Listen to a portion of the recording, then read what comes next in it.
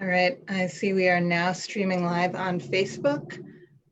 So I will call this meeting to order. Good morning, everybody. When would you help me please take attendance? Chair Keener. Present. Vice Chair Allegado is not available today. Commissioner Maynard. Here. Commissioner Kaufman. Here. Commissioner Fletcher is not available today. We have 3 commissioners here at the meeting. Quorum is established. Thank you, Ms. Fong. So the first thing on our agenda today is the approval of the minutes from the September 21st, 2020 meeting. Did anybody have any additions or changes to the minutes to make?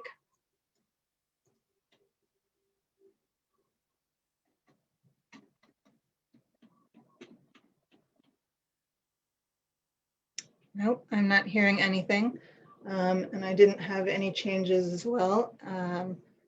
So with that, can I get a motion to approve the minutes? Motion to approve. And can I get a second for that? Second. All in favor? Yes. Aye. Aye. So that's 3 ayes to approve the minutes from the September 21st meeting and 2 absentee. And so the meeting minutes are passed. The next item on the agenda is the report on activities from the Office of Climate Change, Sustainability, and Resiliency. So I think I saw Josh here.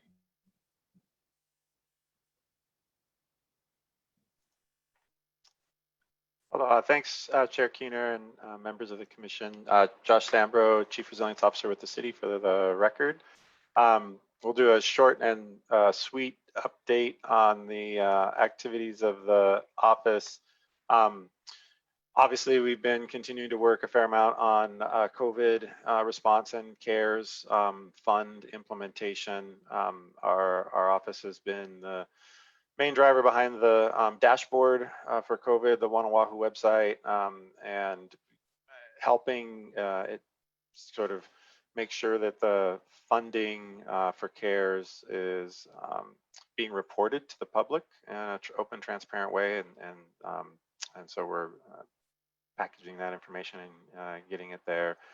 Continuing to work on some of the testing as well, COVID testing projects and whatnot. But in the realm of the area where you're probably most interested in terms of the climate sustainability and resiliency work we continue to do, I wanted to make sure that everybody knows about the Climate Ready Oahu program that has been recently launched. This is the effort to create a climate adaptation strategy, recognizing that regardless of what happens on emissions at this point, we are going to have severe climate change impacts on the island. And so Matt Gonzer, who's the head of our coastal and water program, and his team have been leading some community outreach. They've started last week with sessions online and a Zoom format like this to begin to get input on what folks are concerned about, resources, where they see vulnerabilities and risk for the island, to try to inform a climate adaptation strategy. The timeline on that is about a year long, and we have a consultant, ICF International, which is helping the city pull together that climate adaptation strategy. That's different than a climate action plan, as you all probably well know. Climate action plan is to try to mitigate, reduce emissions, and try to stop the bleeding in terms of what's happening in terms of the root cause of climate change. A climate adaptation strategy is really to find ways to protect life, safety, and property from the impending changes are already in the system.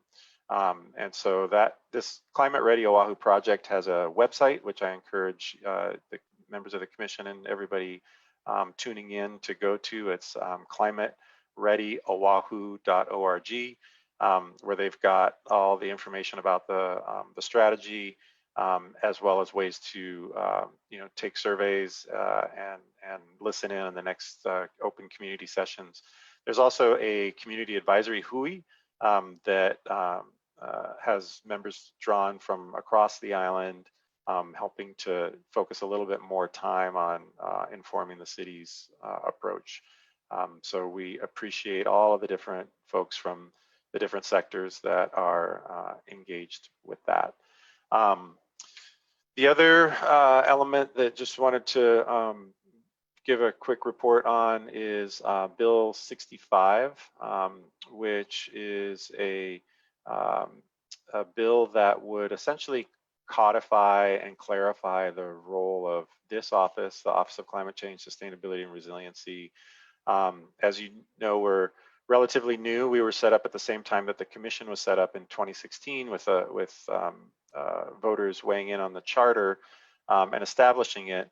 Over the past 3 years, we've been able to work with other departments in the city, establish partnerships externally as well, build programs, and now we have a pretty good sense of what works, what doesn't in terms of bringing in federal resources and being effective in our particular role. And so Bill 65 would essentially articulate and codify the role that this office does in relationship to some of the other agencies, departments, et cetera, as well as lay out, here are the expectations if we have these commitments that have been made by the administration and by council.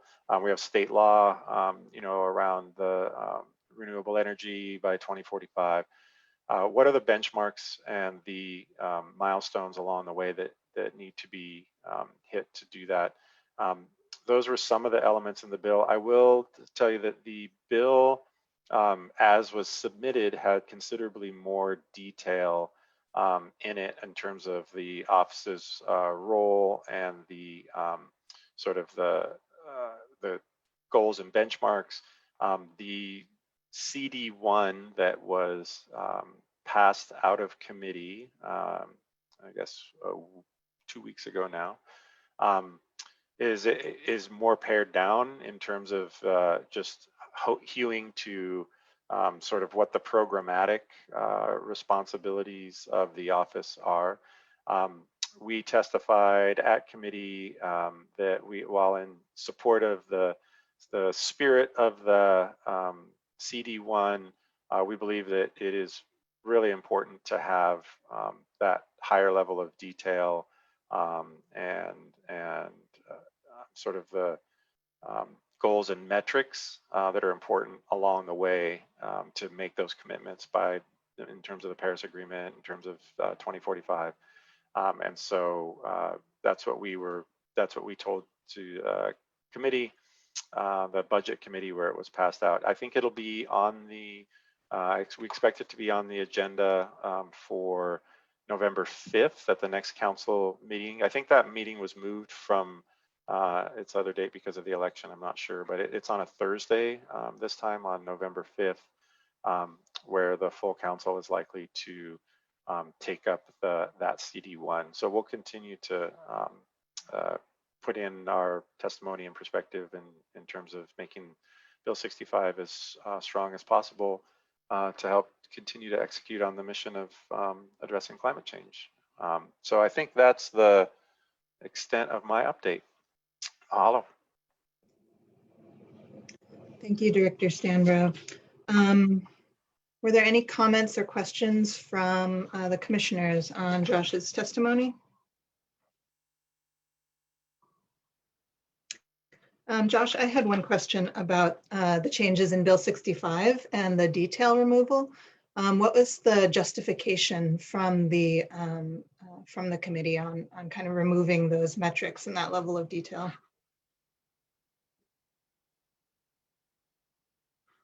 Sorry, trying to find my mute button. My understanding is just that there There was some concerns that were brought up in the community from different stakeholders, weighing in on the appropriateness of having the office weigh in on policy or have goals outside of just pure city operations, for island-wide. As I told the committee there, a climate action plan that addresses, the 3 or 4% of emissions that are generated from actual city operations is not a climate action plan. A climate action plan, as universally understood by all cities in different jurisdictions, is actually all of the emissions associated with the entire jurisdiction that the city covers. And so it's things like that where there was actual questions about, what's the accuracy and the validity, and what are these models, and what is the actual kuleana of the office under charter. I think was cited as well. Let's take a step back and look at some simplified language at this point, and hopefully that conversation, that discussion will continue.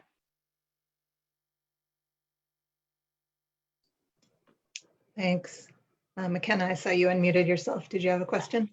Yeah, can I ask a follow-up to that, Josh? And also, in Bill 65, right, was the One Water planning framework that we had drafted the memo for. Anyway, so it's something the commission had weighed in on early on, and then made its way into Bill 65.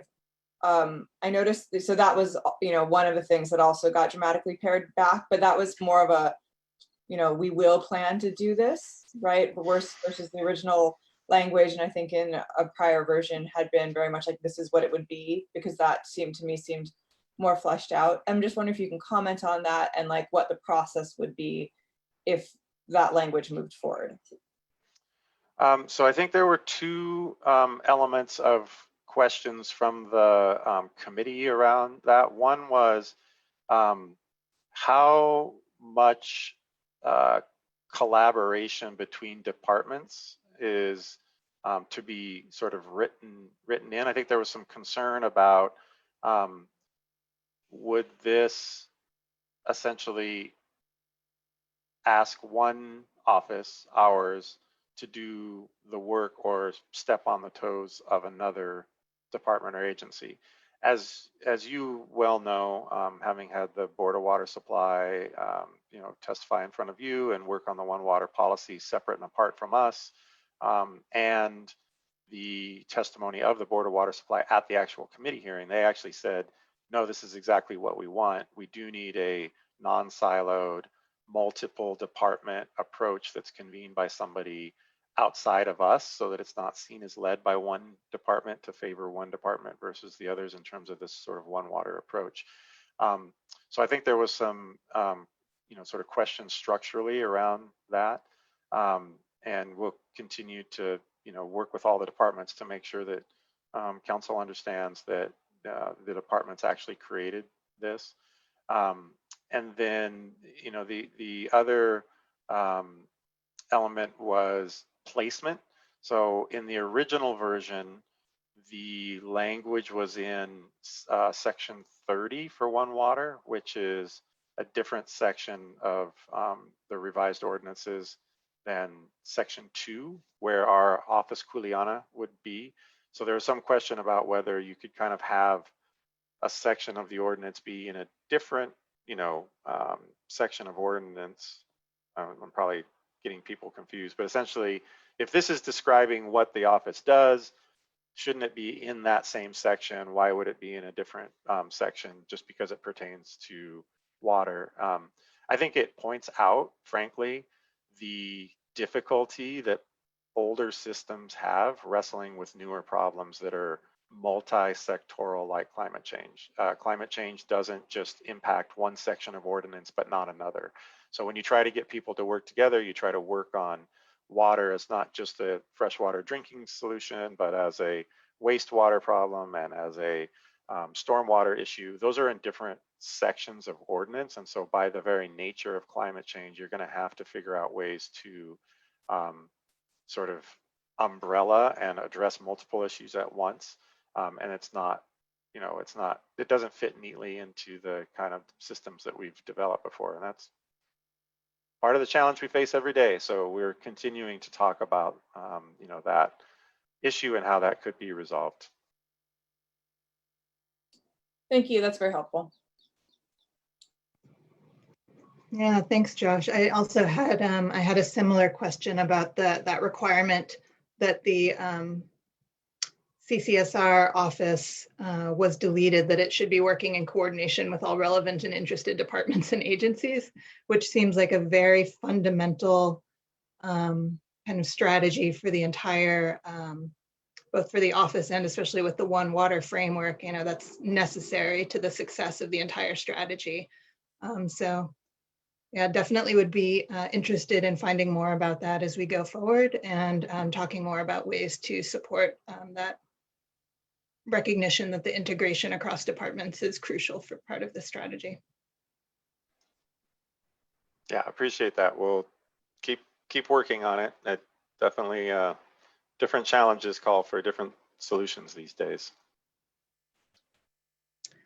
Thanks. Were there other questions from the commission on Director Stanbro's update?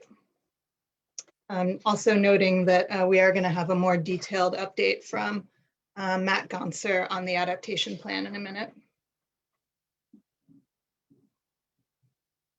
If there aren't other comments from the commission, then I'll open this agenda item to questions from the public if there were questions for Director Stanbro on this item. And again, if you want to make a comment, you can either put it in the chat saying that you have something to say, and please include your full name on your Zoom box so that we know who we're talking to, and introduce yourself.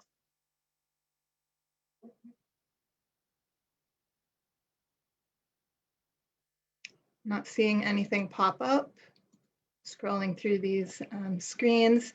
And Kristen Reynolds in the chat says that she's here if there are any questions on One Water being one of the minds behind putting that together.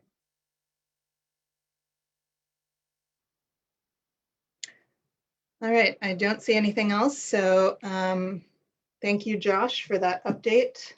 Mahalo. And the next item on the agenda is communications and correspondence from the public. I did want to acknowledge that we got a correspondence from Ton Keeney this month about looking at the impact of air transport of visitors to Hawaii and the impact on our carbon footprint with a lot of information in there. So thank you, Ton. Are there any other comments on either from the commission on that, on the correspondence from the public? And are there any questions from the public on that agenda item?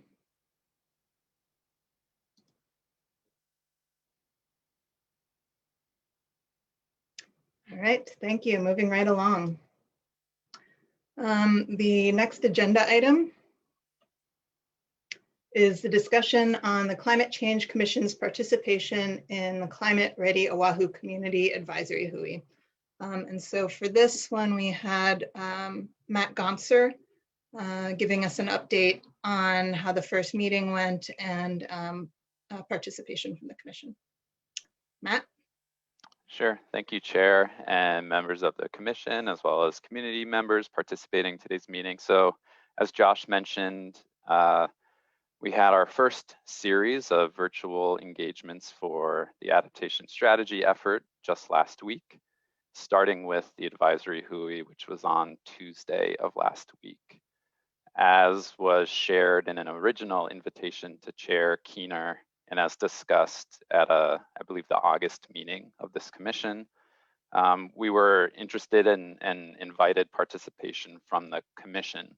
I think, however, at that time, we might have requested up to 2 commissioners, and I want to provide some additional thoughts on that here today to maybe assist in the commission's decisions towards who who may participate.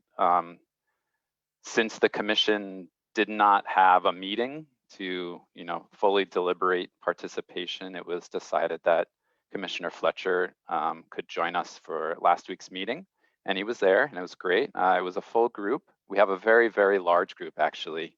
At the risk of being all-inclusive, I think we went for that versus a manageable size for participants to engage in this discussion, and we really utilized a fair amount of our existing information to inform how and who we invited, and that included things like known problem areas that we're already seeing climate impacts from, the social vulnerability and other hazard information that we've collected through the resilience strategy process, especially recognizing that we need a broad cross-section. We really had 3 categories across industry and business, community and education, as well as culture and the environment. And then we wanted to make sure that we were capitalizing on some of the other planning activities that are going on right now. For example, the North Shore Sustainable Communities Plan will be starting its update process early in the next calendar year. So we wanted to somewhat oversample in theory from some of those locations. So in short, we sent out 55 invitations and 41 people confirmed. So again, it is a big group, but we're pleased to have this extensive participation. There is an advisory WHOI page at the project website. The roster will be going up shortly this week. People can see the agenda from the Tuesday meeting, as well as a recording of that meeting and the presentation materials. And then obviously, consistent with Sunshine, we'll have the meeting minutes and future agenda posted as required. So the reason I wanted to maybe reconsider the original discussion of up to 2 commissioners, I want to acknowledge that no other organization or community group has more than 1 individual representing them. So I would consider I would request taking that into consideration as the commission continues to deliberate on who ultimately would be participating. I think that's the probably easiest way to explain where we're at this stage. Our next meeting is November the 9th. It's a Monday. It'll be held from 3:30 to 5:30. And then as described in the invitations to all individuals, it's really time bound. We're going to have 5 advisory WHOI meetings. The next ones are all scheduled to be determined in the months of January, April, and June of next year. Happy to take any additional questions at this time. Thank you, Matt. Commissioners, did you have any questions for Matt on that update?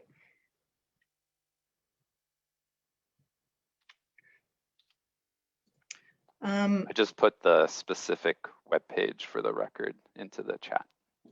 Thanks.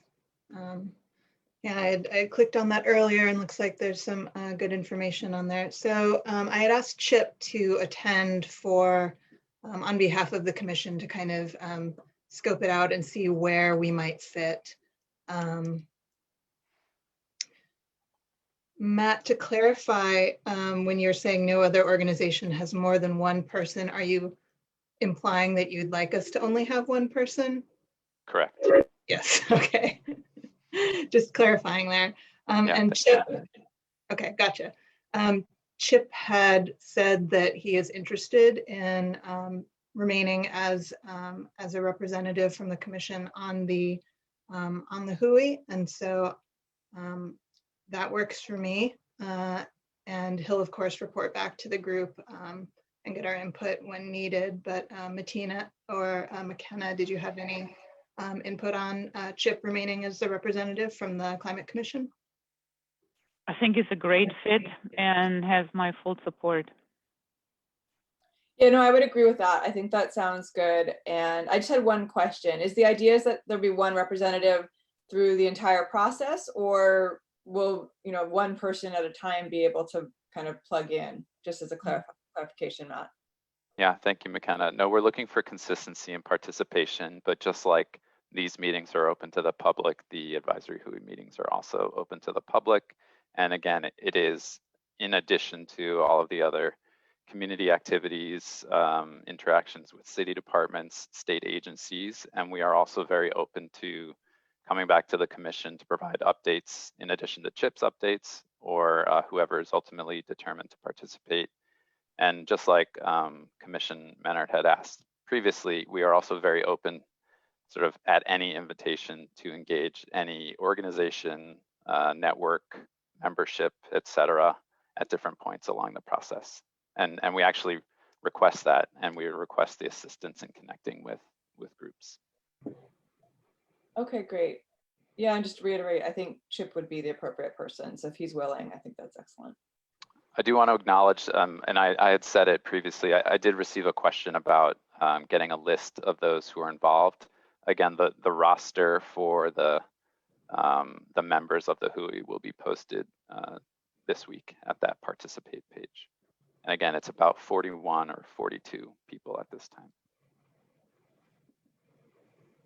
Thanks, Matt. That's a really good confirmation rate on the invitations that you sent out. And so is your plan with the three kind of focus areas of industry, environment, community within that plan to break people out into the groups within that larger HUI? In terms of, could you clarify, you mean in terms of how we are facilitating meetings, or? Yeah, will it be broken out, or will they be kind of an integrated whole? No, it's primarily plenary, and it's community discussion, all towards providing their thoughts, advice, and recommendations for the various items along the project timeline. Okay, and I'll just make a note again of those meetings being open for public participation.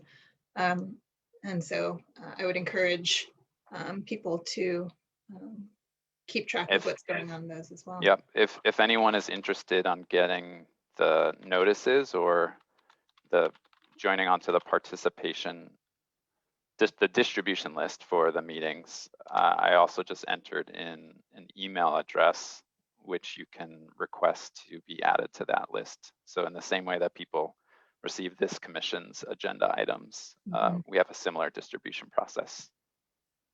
Great, thank you. Wynn, I also have a question with respect to sunshine on those meetings. If multiple commissioners decided to call in and listen as members of the public, would we be able to? You're on mute. Thank you. I think Courtney can help me confirm this, but no more than 2 commissioners can attend the same public meeting. But I also understand that sunshine law is suspended now, but as best as we can, we should still follow sunshine law. All right, thank you. Were there other questions from the commission about the adaptation strategy? All right, are there any public comments on this agenda item before we move on?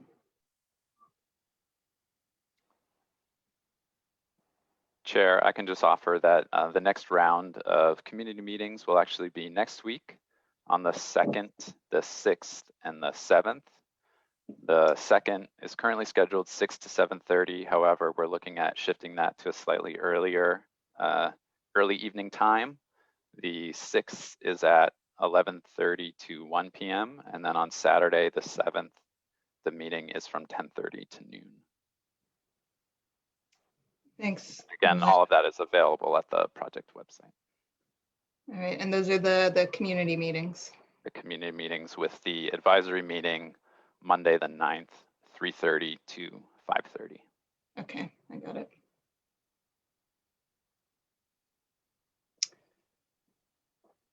All right, I'm not seeing any questions from the public, but I'll give it one more second. Either throw it in the chat or put up your hand, and I'm not seeing anybody. So thank you, Matt, that update. And I think we're in agreement that Dr. Fletcher will remain as the official commission participant on the advisory HUI. Great, thank you. That allows us to wrap up the roster and get it up online. Thanks. Okay, great, thanks. On to the next agenda item, which is the discussion on the status of the updated climate change brief, which was one of the original commission products that we put out a couple of years ago. So this involves updating a lot of the statistics and impacts as new science comes out. McKenna, I believe that you were going to give this update.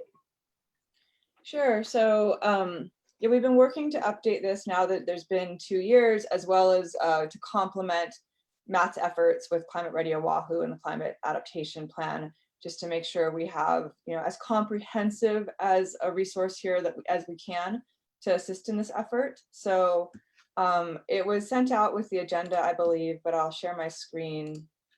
Can you all see that? Yes. Okay, great. So mainly, you know, we're framing this as, you know, an update to what was there. We transferred the original information over, but are adding to it and sort of nuancing it as we go, as well as adding a few extra sections. So it's organized in a similar fashion with kind of global trends and then Hawaii. I'll just scroll through it quickly. I think on the global side, the section headings are largely the same. And in Hawaii, we've added a more robust section on greenhouse gas emissions than was here prior.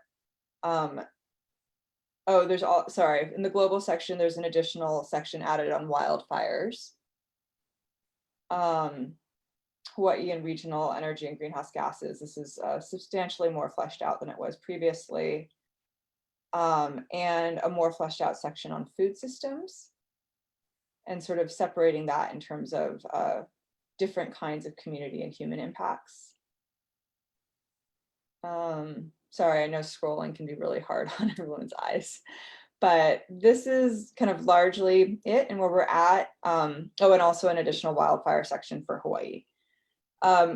We are also adding kind of areas for further research sections, so places where, particular to Hawaii, you know, we might understand global trends better, but might not understand exactly how that'll play out in Hawaii, and we're going to call that out in this section. So it's unfinished, but this is where we're at. Are there any? I don't know if you want me to go into more detail, Vicki, or I thought this was more of an update than an editing, but we can definitely take comments and add things in now.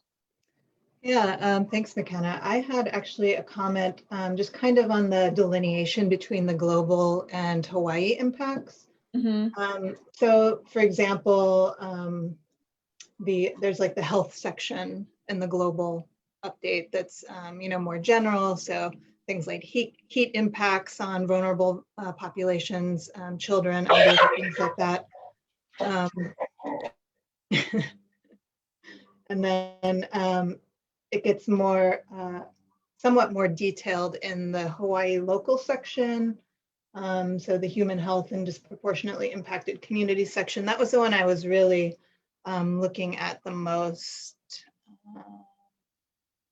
Down a little more. Oh, do I have a version where it's? Oh, you know what? I think in this latest version, there was because a lot of it actually had to do with food issues.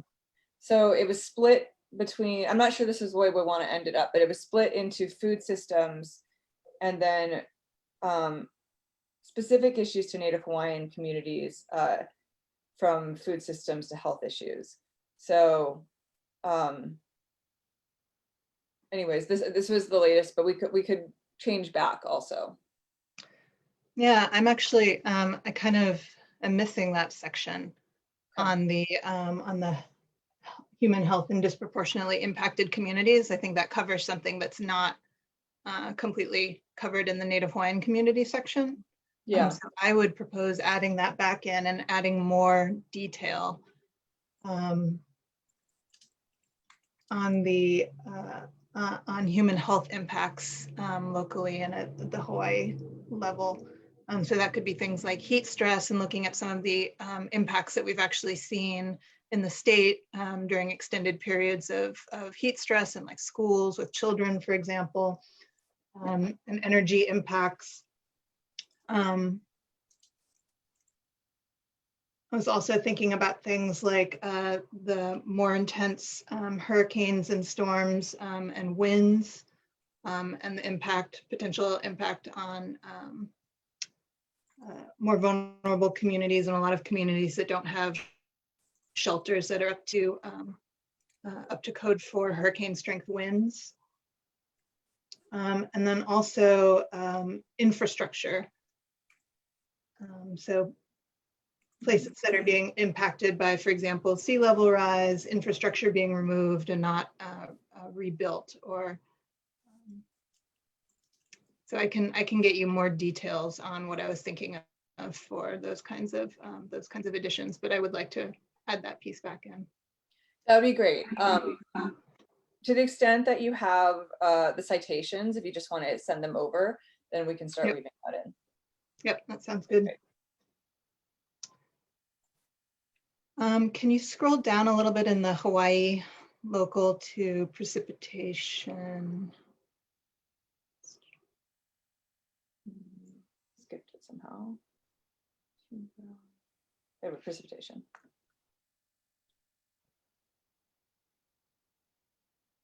Okay. So the other question I had was in terms of organization, if we wanted to propose like changes on the order of variables and kind of how it made sense. And so I feel like the cyclone part should go first. So cyclone storms, then precipitation and wind, and then stream flow, I think. And then were there others? Yeah, and then oceans after that, and wildfires after that.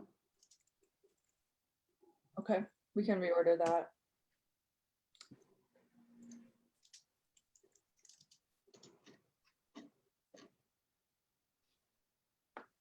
And can you go back down to the further research areas again?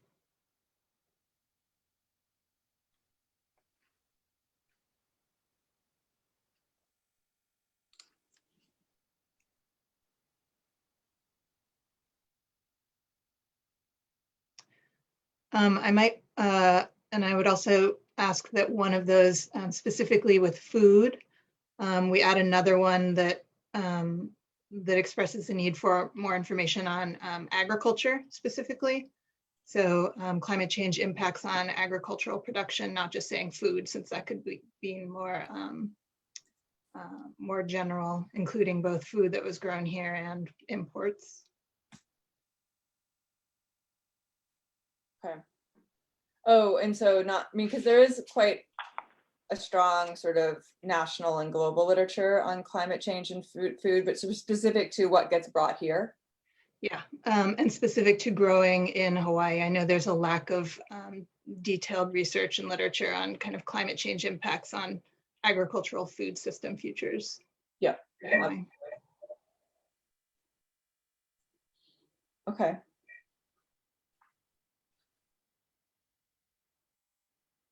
And so for updates for like literature, that citations to include in those sections, did you want us to send to you or to Rachel and Layla? Yeah, you can send it to the three of us. Okay. Yeah. And Bettina, did you have comments? I was looking for a place to put impact, and you touched on it earlier when you started introducing this. I'm looking for the right spot to include impact on infrastructure. And that is, it starts with water and sewer, and then continues to identifying core core buildings, if you will, hospitals, you know, key facilities, and how prepared they are or might not be. I can Bettina, see that. I can see that. The global and the local level? Yeah, but I think it is more, I mean, you know, we are local. It's definitely a global component to it, but I think it is a more severe here in Hawaii. We don't have neighbors that could help us out if we have, you know, a water issue. You know, our sewers will be a problem as water rises, as sea level rises. So it's more, while it has a place on the global side, I think it is more important for us in this context here to include it on the local, in the local portion. I think that's a great idea, Bettina, and I can see finding a place to work that in. And I don't think it should be under one of the physical headings, because it's actually a number of physical shocks and stressors that could have impact, right? So maybe we can just tease out a separate section somehow covering, I added electricity to your list. Okay, yeah. In terms of extreme heat stress, yeah. And I can help with that. Awesome, okay. Anything else? Other things we should be adding, thinking about?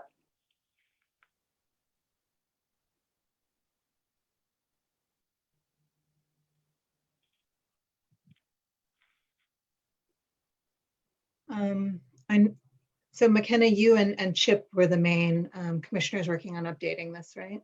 Mm-hmm. So I would be interested in how we could get Rosie's input on this, since she wasn't able to be at the meeting today.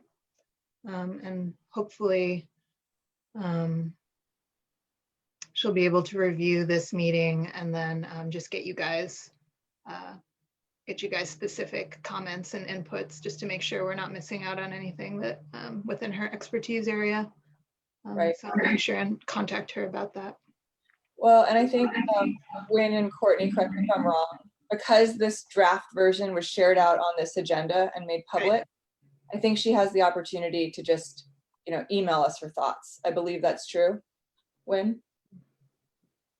Like, I can't respond to it, right? There can't be a back and forth, but it is a time where she can send comment, right? Yes. Okay. Send comments on this draft.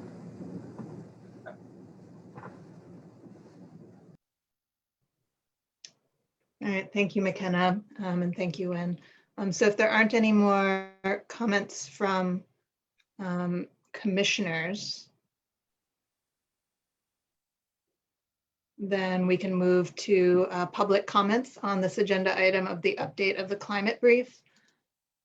And I see that on the Facebook Live, there was a question about the impact of climate change on the tourism industry, and how that might fit into the climate brief update. And that brings up the question, we don't really have a specific economic impact section. Right, McKenna?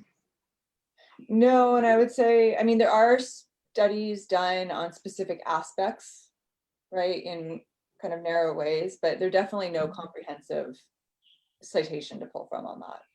So, you know, maybe there's some elements we can bring in terms of, you know, for example, the value of a hurricane going through Waikiki, that there has been assessments of that, of the lost value, really. But I would say, you know, the broader economic aspects would probably go into this area of future further research. Yeah, I know we do have some input, and I can't remember if this is already included on the reefs section. And no, it doesn't look like it currently is. So from the 4th National Climate Assessment chapter, we do have a lot of dollar figures on impacts to or services that coral reefs provide for at the state level. And so putting in those citations might be helpful for that section as well. Okay. But the comment on Facebook specifically was asking about looking at the impact of climate change on environmental and ecosystem services and actual function at the state and local level. And I don't think we really have anything looking at that yet. No, I think we have things that hint at it, but not in a comprehensive way. Right. And so that would be something to add to the further research.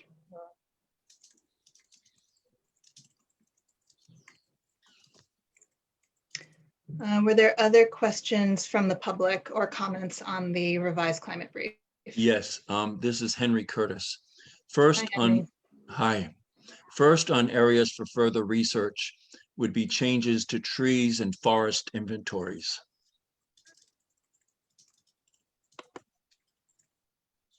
Then going up to the section on Hawaii and local impacts. I mean the section on your brief further up. There's a section called Hawaii and local impacts.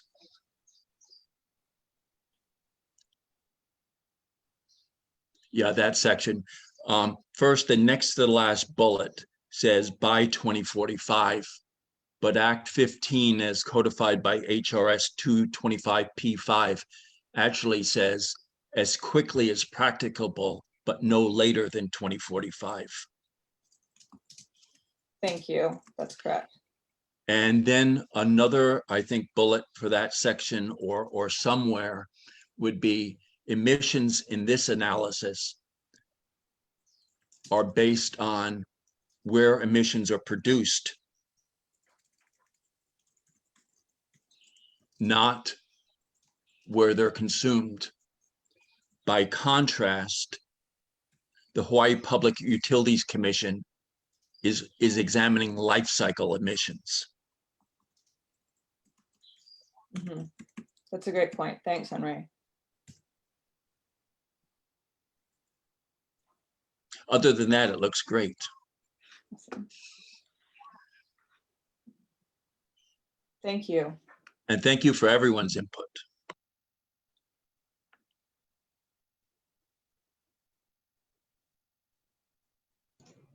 Thanks, Henry. Were there other questions from the public or comments on the update of the climate brief?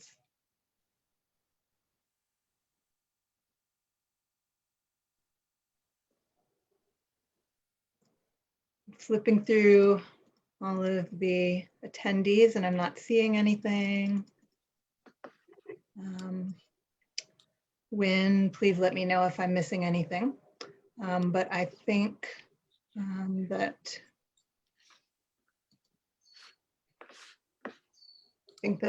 encompasses everyone's comments on the climate brief.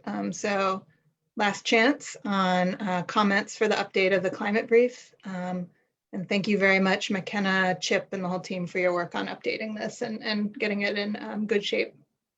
Thanks. So we'll keep pushing on it. Thanks for the feedback. These are great additions and we'll iterate again. Okay, thank you. And was there a timeline, McKenna, at which you wanted to bring this back to the commission for action and finalization?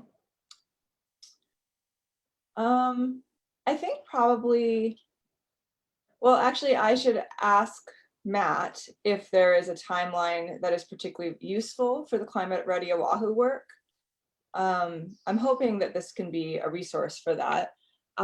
So yeah, Matt, you're still here, huh? Thank you for the question. Yeah, we are already deep into using the 2018 climate change brief, and primarily the first activity was to take, the 13 or so main categories of some of those impacts or the hazards themselves to filter down through an engagement process with the departments where we came to a top 5 that we are investigating. So I wouldn't say that there's a need for the commission to accelerate it on our behalf. We will immediately try to incorporate any of the information that becomes readily available, but we're already off and running with the information that was available. Okay, that's great. I mean, I think reasonably, Vicky, we should keep pushing on this and maybe hope to finalize it before the end of the year. But depending what other things happen in terms of meeting needs, right? So. Yep, that sounds good. Okay. All right, thanks, McKenna. So we'll check back in a bit and make sure you guys get some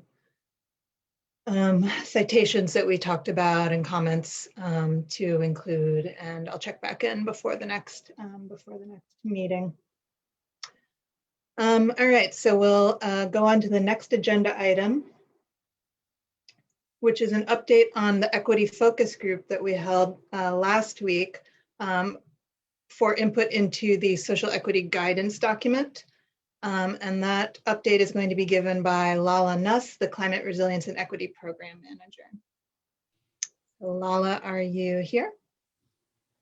Aloha, everyone. Good morning. Aloha. Yeah, thank you, Victoria. Last week, Thursday, we hosted a small focus group with 6 community members that were representing frontline community organizations on the island of Oahu.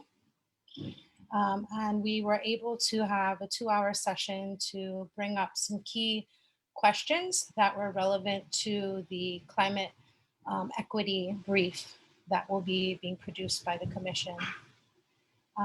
Currently, we are also reaching out for those that couldn't be there in person to a short list of others who are representing frontline community organizations throughout the island to be able to give feedback through the form of a Google questionnaire to provide their insight into those 4 or 5 questions that we discussed at last week's focus group.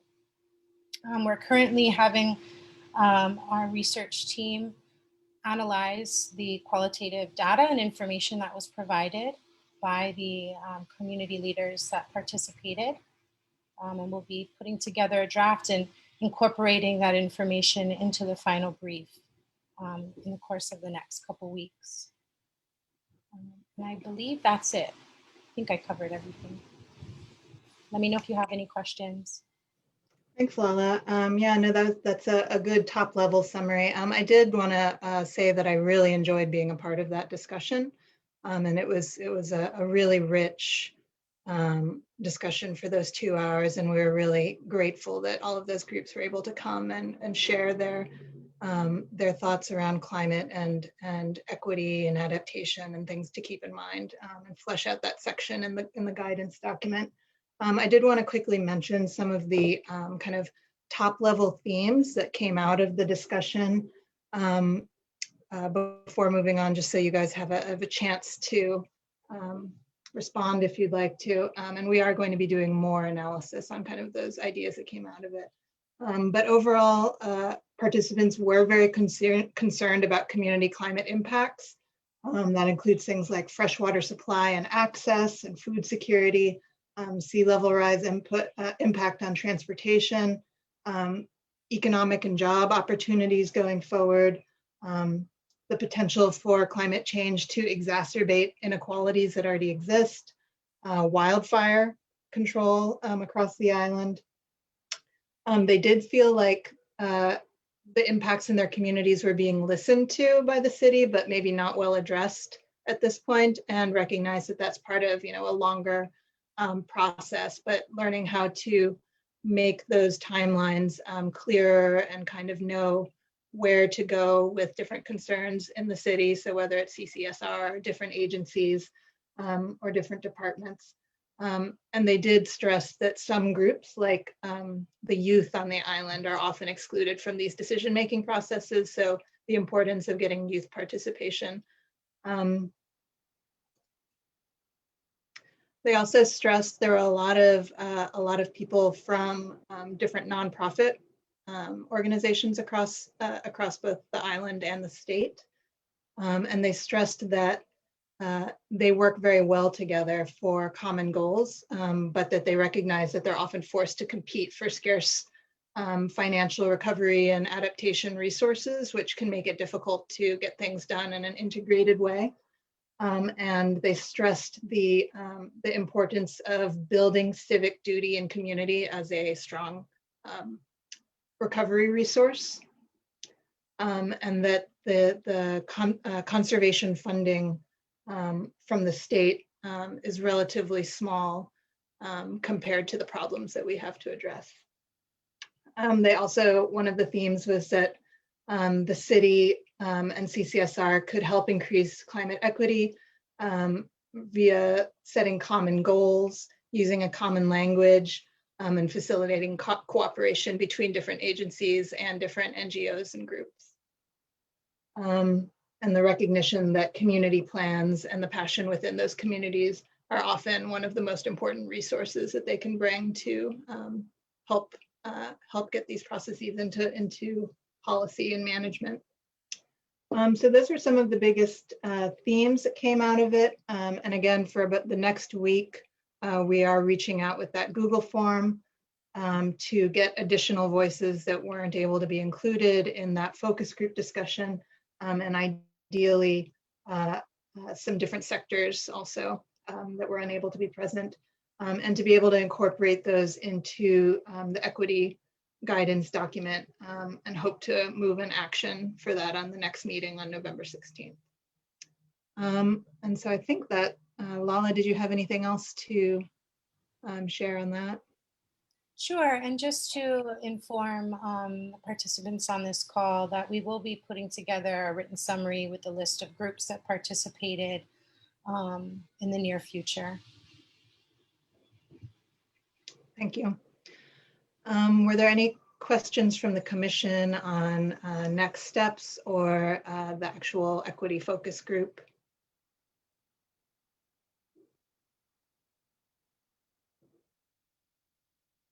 Nothing.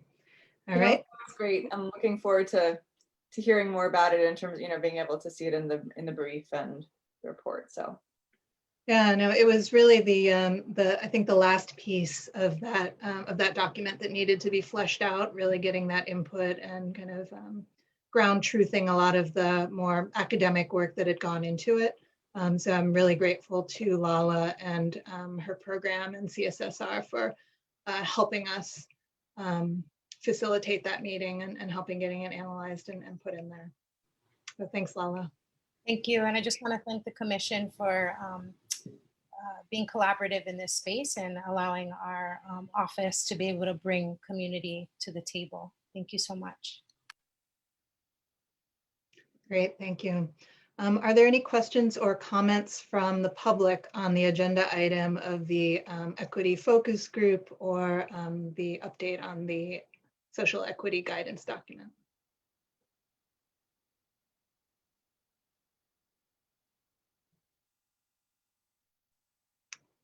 Scrolling through again and not seeing any hands up or any comments in the chat.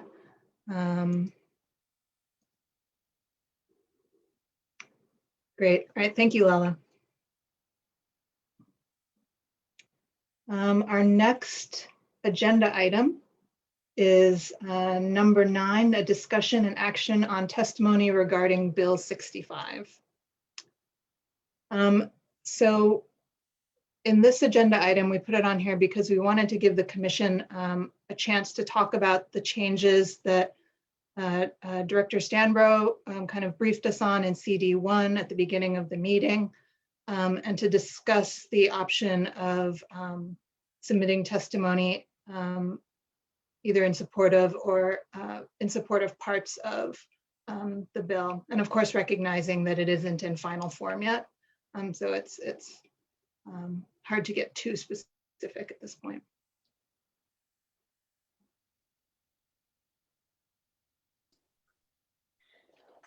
Yeah, I mean, to me, the commission had previously made recommendations around the One Water planning framework, so that would be a very appropriate thing to weigh in on, right? Because this is the bill in which it's, moving forward.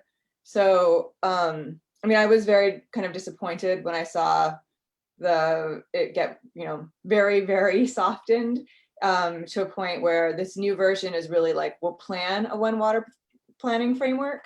Whereas, to me, the Board of Water Supply and Kristen's good work had already really laid out a very strong foundation to move on. So that would be my comments there. Yeah, I agree completely, McKenna. I was also thinking that the one thing that made the most sense for us to support in Bill 65 was the implementation of One Water and the integration across different departments at the city scale. And that was really the strength that it brought. And the Board of Water Supply did such a great job of laying that out already and getting buy-in. So I guess that brings up the question, and maybe this is a question for Josh, that if we wrote up support at this point, would it be about reinserting language to support the One Water framework? Or what would our next step be in kind of making that known to the committee or the council?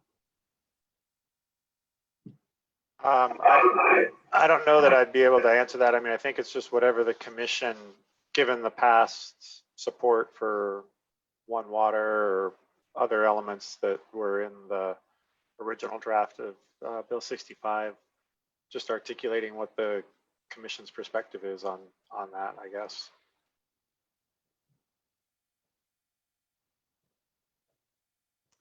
Bettina, did you have any comments? No, not really. I share the disappointment in regards to one water. I am glad you asked Josh because I was about to ask for his input, but you beat me to it. No, particularly strong feelings about any further details. All right, so before we move on to a possible action of agreeing to submit testimony, are there any comments from the public on this agenda item in terms of discussion of the updates to Bill 65? I know Kristen was here. Are there any comments? And Wynn, let me know if there's anything on the Facebook feed as well. And Layla dropped the draft Bill 65 link and the CD1 details link in the chat there for people who haven't gotten a chance to look over it. Can I just one more comment, Vicki? I mean, to me, I'm zooming in on the One Water aspects because that's something we've taken up as a commission, right? I just think that if we write this up, we have to be clear. It's not that we're not supportive of other elements. So kind of, but just that, that seems to be more about the functioning of how the city wants to run this. But we have specifically weighed in on this, so we're going to continue to weigh on this. Anyways, just in terms of how to frame it. No, that I agree. That's kind of how I've been thinking about weighing in on this as well. Okay. I see Kristen in the chat. She said that she can share some of the previous testimony and history. Yeah, I think that would be helpful, Kristen, if you're willing to give us a little bit of background and where you are with the One Water framework as it currently stands in the bill.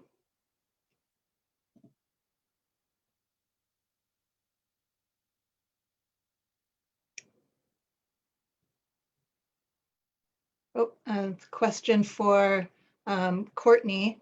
Does Sunshine allow her to? Is it appropriate? Kristen, I'm with the crying baby, so that's why I'm chatting. But I didn't know if I can just, just summarize everything and send it to Yuen or Layla, or I don't know what's appropriate because it's harder to, I don't want to belabor it on the call, go through the whole street. Sorry. Yeah, no problem, Kristen. Feel free to stay on mute, and thanks for joining even with a crying baby. Courtney, or Wynn, can you fill us in on if it's okay for Kristen to contact us with a summary in the future? Yes, so the commission would have to put this item on the agenda again to discuss more, take possible action. But she can send you a summary of and a brief history and narrative to me, and then I can share it out to the rest of the commission. Okay, great.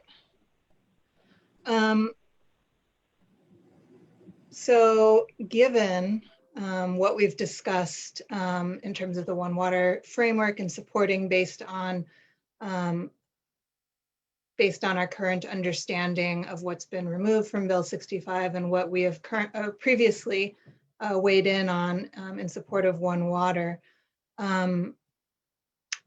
I would move that the commission submit testimony in favor of Bill 65, specifically including the main points of supporting the One Water inclusion and that integration across departments as a main driver behind it. So moved. Can I get a second? Second. And all in favor of submitting testimony as previously defined? Aye. Aye. Except also, Vicky, there's a question coming in into the chat that's pertinent to this. So but yeah, I think we should also address that. All right, the question coming in on the chat from Audrey Lee is, can I ask whether your office is in favor or in opposition to collaborating with other departments? And Audrey, I assume that when you mean your office, you're referring to the CCSR office.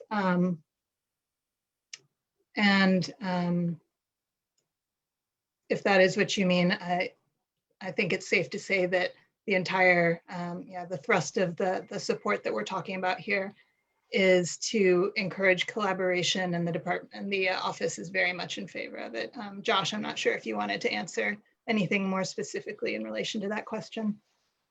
No, I mean, if it's for me, for our office, certainly that's our role, actually. We don't do regulation, we don't do implementation. We tend to serve as technical expertise and policy development and expertise. And so we work with the different departments that are obviously all have a sort of a major stake in terms of climate adaptation and mitigation. And so I think One Water is a good example of how the departments would actually have clear direction under Bill 65 about how to work together and the different roles under which they work together, so that there's not confusion or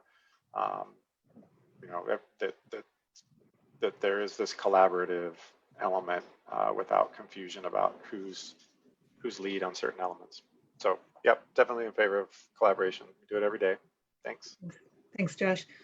Audrey, would you like to unmute yourself and clarify it all? I see you just followed up in the chat, but you're welcome to comment out loud as well if you'd like to.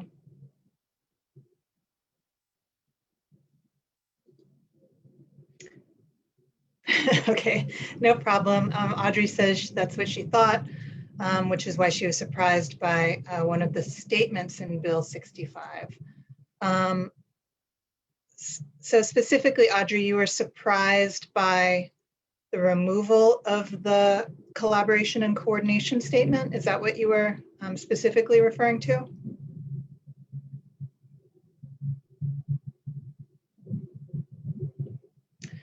Can you be more detailed then in exactly which statement in Bill 65 you were surprised at?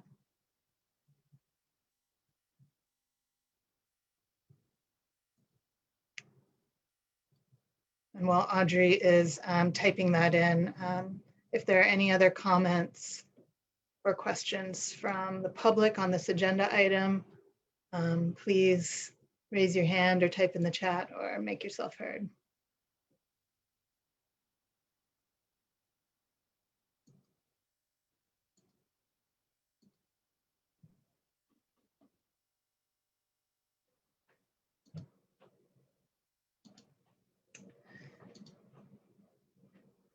Okay, well, we'll wait for the comment from Audrey, but in recognizing that we already have voted on this agenda item of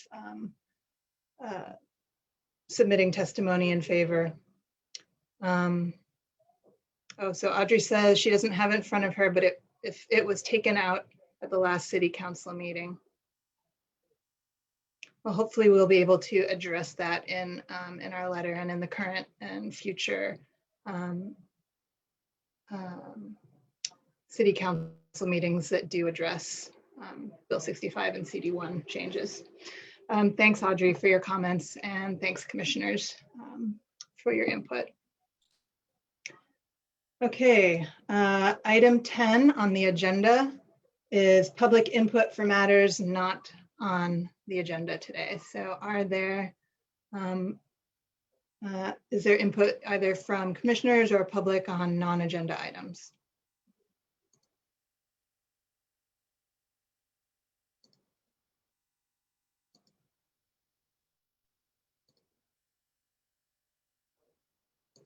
Again, I'm not seeing anything.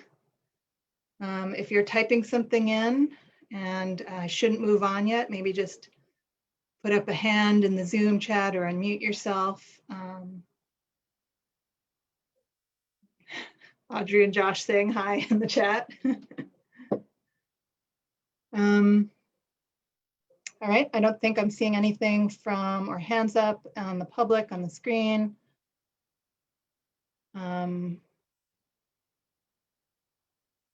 All right, so we will move on from public input for matters not on the agenda to item 11, which is the tentative next meeting date. And I believe that our next scheduled commission meeting is on November 16th at 9:30 a.m. So we will go forward with that. Sorry, I'm pulling up like 18 windows to keep current here.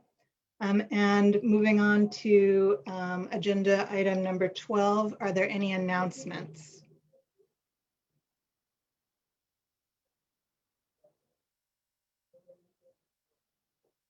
Tina, McKenna, nothing going on you'd like to announce? All right, sounds good. And nothing else from the public in terms of announcements?